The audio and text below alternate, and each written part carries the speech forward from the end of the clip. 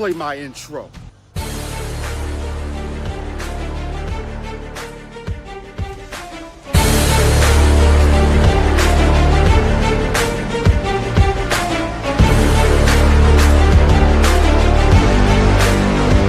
it's time for the Robb Johnson Sports Show, presented by Robb Johnson Media and the Legacy Maker Sports Network.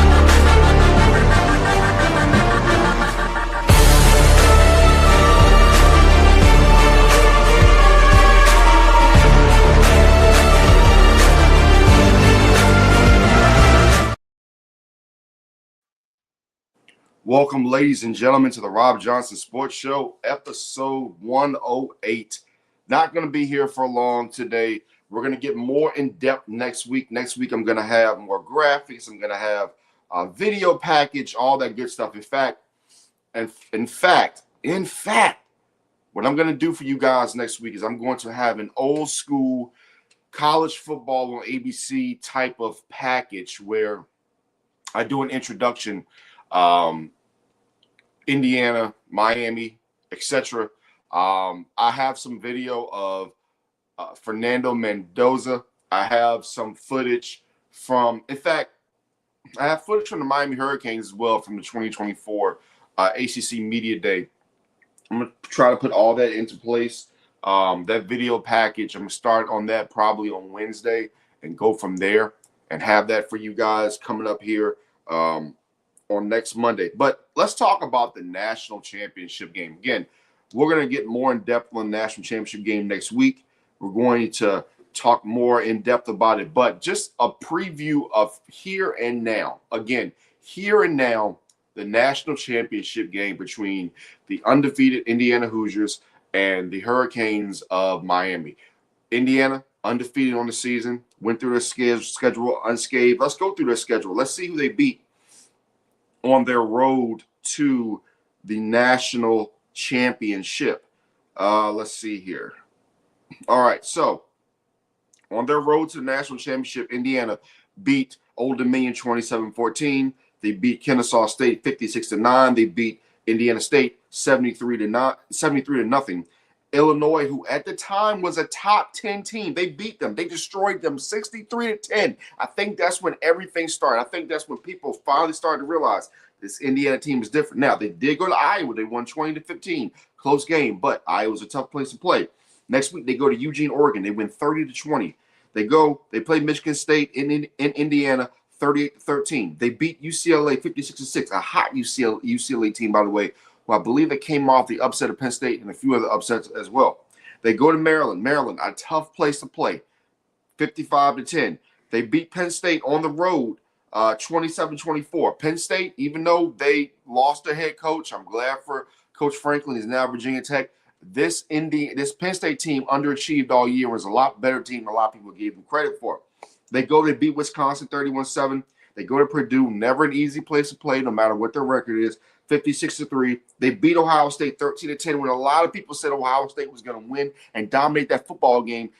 Indiana went in to the Big Ten championship game and beat the Ohio State Buckeyes. Then you have Alabama against Indiana. Now, for the life of me, I cannot understand why so many pundits, especially I see at ESPN, were talking about, oh, this was gonna be an upset.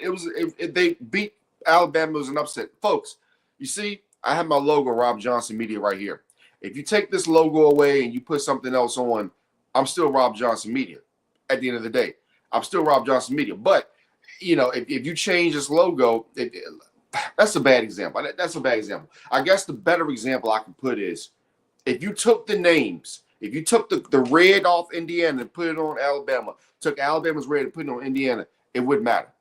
This is a totally different thing. It doesn't matter what the names is. It doesn't matter that Alabama has a tradition of winning national championships. It doesn't matter that Indiana has more of a tradition in basketball. Folks, you have to look at the here and the now. This Indiana team was completely legit. And for them to go in and beat that Alabama team 38-3, says a lot about them, says a lot about their head coach, says a lot about their program at this point. Indiana, for me, when I look back at them, going back to when Michael Penix was there, I think that's when everything kind of started. Everybody says when Cignetti got there, but for me, it's when Michael Penix got there and breathed more life into this program. When Michael Penix came and played his heart out against Ohio State, yes, he had the injury, the torn ACL. He ended up lastly going to Washington, taking him to the national championship game. But I think that Michael Penix and his inspiration of what he brought to that program started the trajectory of this program becoming really good. So they beat Alabama. People call it an upset. I don't call it an upset. It's never an upset because that's how good this team was. You look at when they beat Oregon again, 56-22. Opening the game with an interception, pick six. They dominate. Now they head to Miami Gardens to face who? The Miami Hurricanes. A Miami Hurricanes team who's had a very complicated season. We go to their first game of the year. Everybody had Miami losing. A 13-2 Miami team now, by the way. A team that a lot of people had, and they're 7-1 at home, by the way, going to next week's game. A Miami team that a lot of folks thought coming into the season were going to lose their first game to Notre Dame. Well, they end up beating Notre Dame. They squandered a little bit of a big lead. I think they had a 10-point lead in the fourth quarter. Notre Dame comes back, but Miami has the opportunity to get the field goal. Next, they beat Bethune. They beat them 27-24. They beat Bethune-Cookman 45-3. Next, they play a USF team. Beat them 49-12. Mind you, USF coming off beating Florida was a ranked team, and Miami stomped those guys out. Next, even though it was a close game against Florida, you hear a lot of pundits giving excuses to Florida, but Miami ended up beating Florida. And I think that this Florida game was the reason Miami ended up getting in. Because remember, Texas at the time was still, I believe, top 10, top 7, 8 to 10, top 11, and they lost to Florida. Texas lost to Florida. So that could have ended up helping Miami and hurting Texas, because remember, Texas beat an undefeated Texas A&M at the end of the season. That Florida game, let me just tell you, that Florida game was absolutely huge for Miami.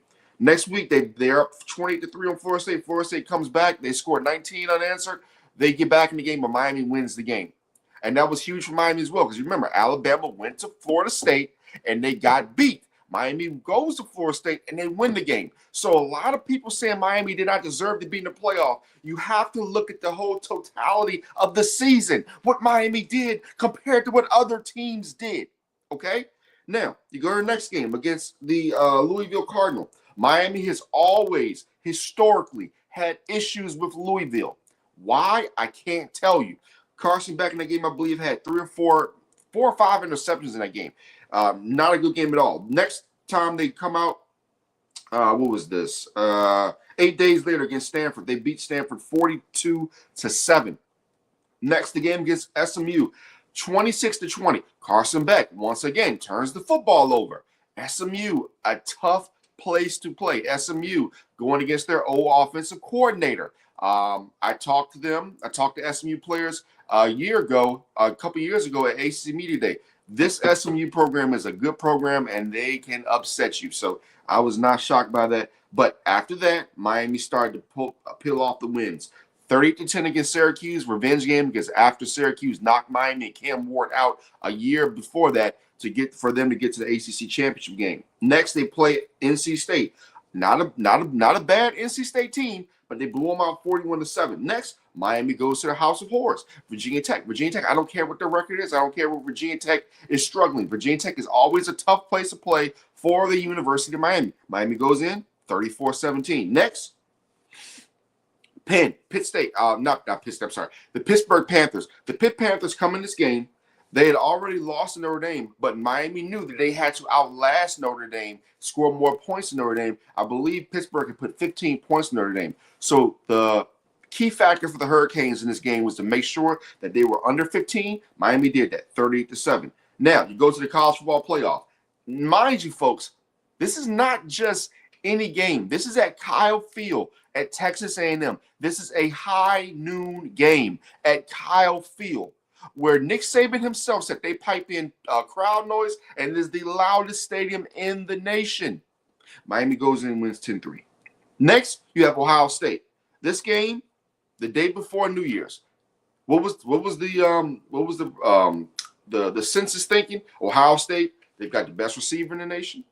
They've got the best defense in the nation, which they do.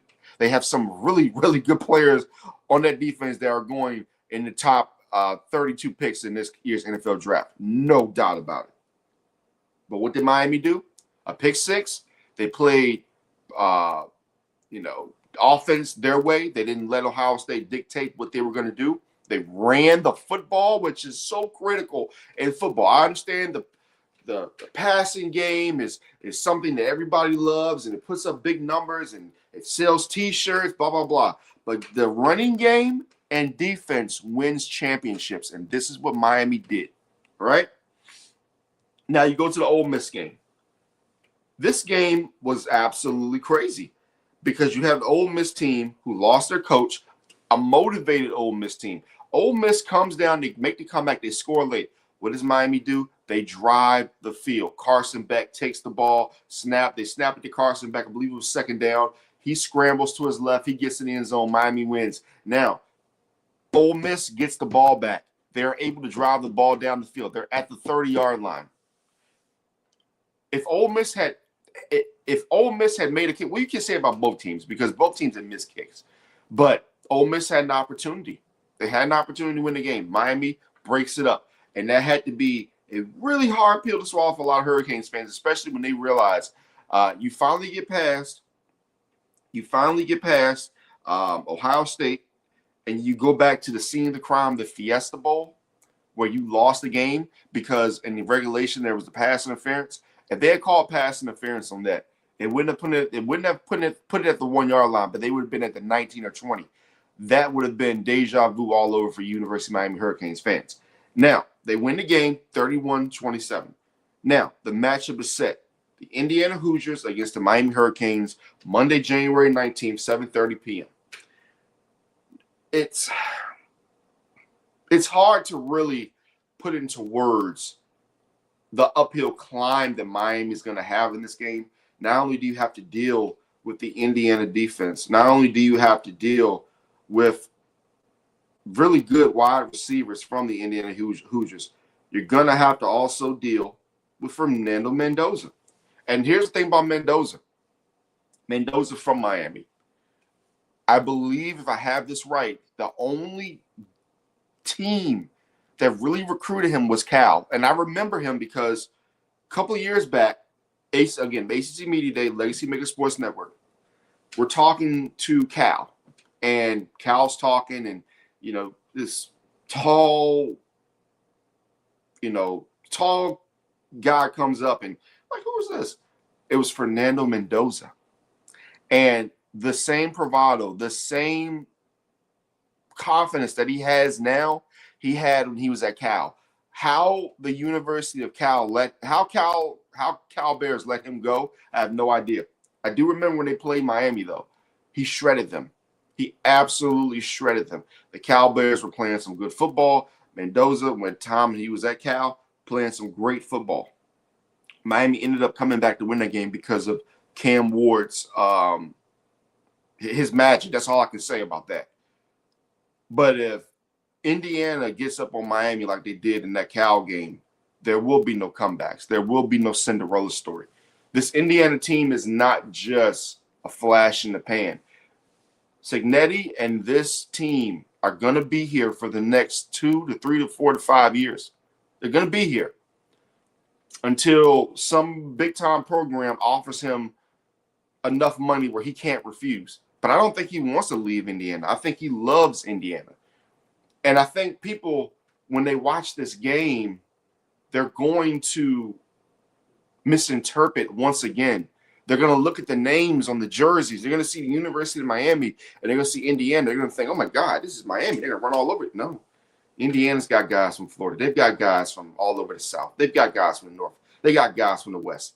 Indiana is the favorite in this game. That's how it has to be. I'm not going to sit here and tell you guys that this is going to be an historic upset.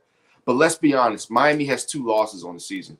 Both teams played Ohio State. Yes, Miami scored more points than Indiana. But this Indiana team is not to be played with. This Indiana team is the favorite going into this Miami game. Again, I'll have more in-depth stats, more for you guys next Monday or next Monday's 9:30 show, where I'm going to have an epic intro for the national championship game.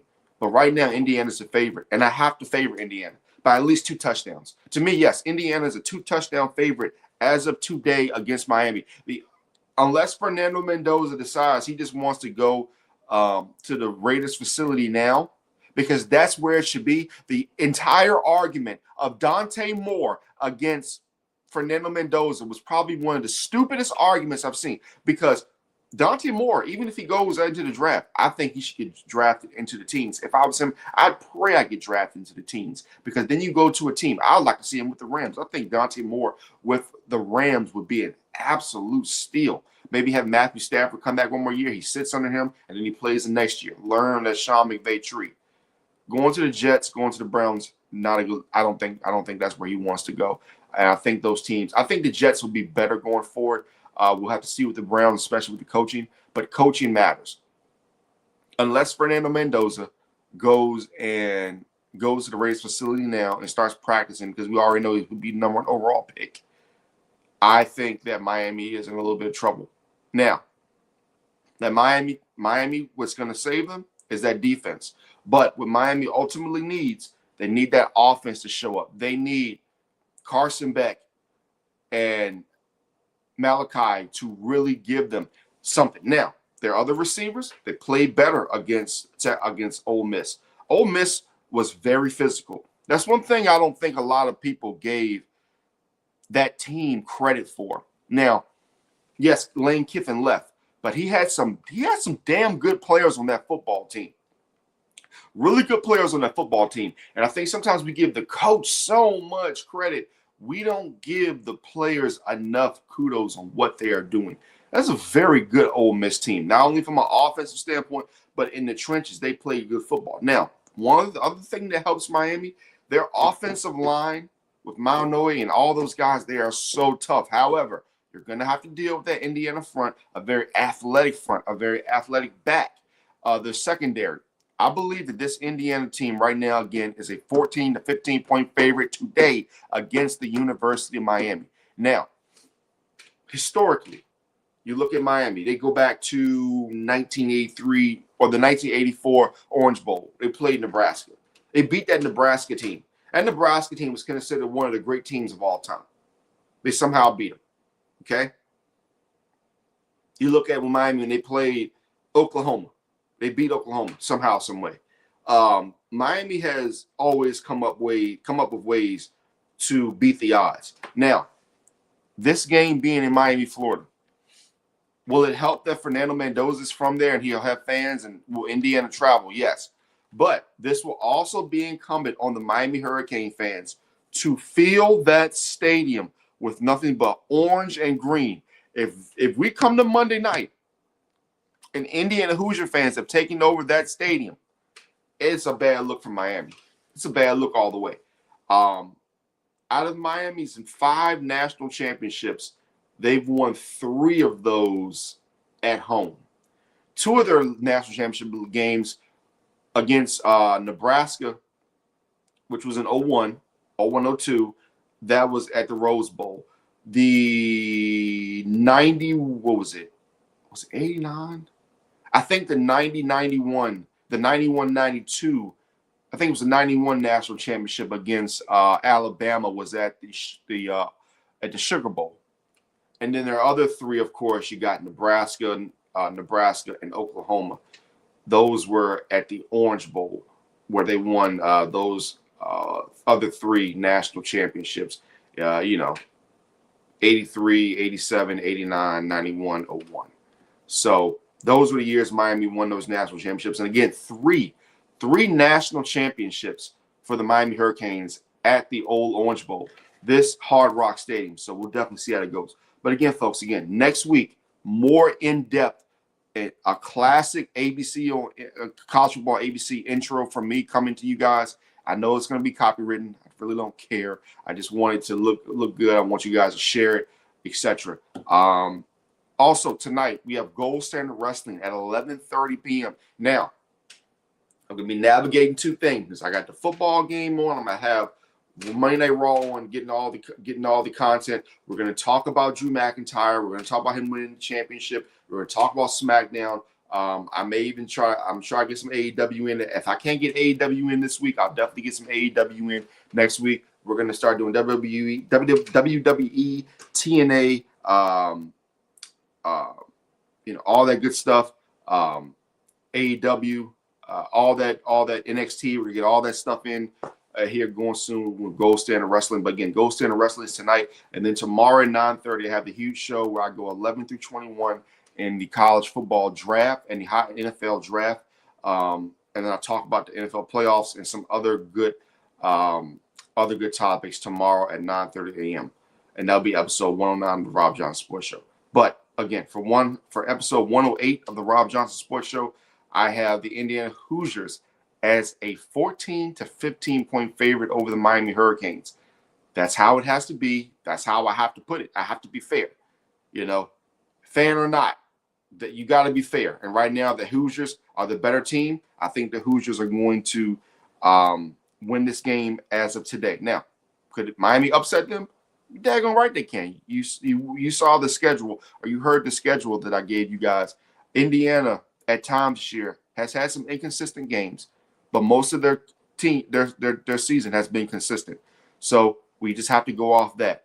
We'll have to see what Miami team shows up next week. We'll have to see what Indiana team shows up. It should be an epic national championship game between the Miami Hurricanes and the Indiana Hoosiers. And again, next week, 9:30 a.m., more in depth, etc. when it comes to this national championship game. Just today, which is a quick preview, episode 108 of the Robb Johnson Sports Show. I will see you all tonight at 11:30 p.m. for Gold Standard Wrestling.